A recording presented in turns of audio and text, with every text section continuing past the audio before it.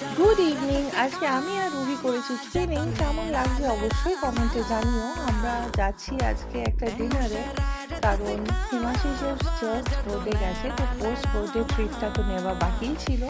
তো চলো তোমরাও। রাস্তায় বেরিয়ে দেখি বিভৎস জ্যাম। তো জ্যাম কাটিয়ে আমরা আলটিমেটলি ঢুকে পড়লাম পার্ক স্ট্রিটের গলিতে। এখানে এসে মেসেজ করেছিল গাড়ি পার্ক, আর আমরা মায়ের পেটিতে হেঁটে হেঁটে যাচ্ছিলাম আর ভাবছিলাম কোনটাতে যাওয়া যায়, কারণ রুহির লিস্টে ছিল পিটার হো, পিটার ক্যাট আর মোগ্যাম্বো। তো আমরা আলটিমেটলি পৌঁছালাম পিটার ক্যাটে।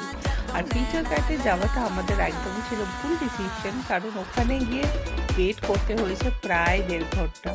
তারপর আমরা আমাদের টেবিল পেলাম, কিন্তু অনেকটা লং ওয়েটের পর। তো দেখতেই পাচ্ছ আমরা এসে ভেতরে বসে পড়েছি। তারপর একটু রুহি দম নিয়ে নিল জল খেয়ে, অ্যান্ড দেন আমরা ডিসাইড করলাম আমাদের পছন্দের মেনুগুলো অর্ডার দেওয়া। তো এখানে দেখতেই পাচ্ছ আমরা একটু মায়াবেটিতে তারই মাঝখানে তুলছিলাম ফটো, আর এদিকে চলে এলো আমাদের ফেভারিট মেনু। প্রথমেই ছিল সিজলার, যেটা আমি first time mutton sizzler try করেছিলাম, অসাধারণ ছিল। আর তার সাথে পিটা ক্যাট ফেমাস চেলো কাবাব। তো এখানে আমরা খুবই মজা করছিলাম, কারণ অনেক দিন পর আমরা পিটা ক্যাট এসেছি আবারও।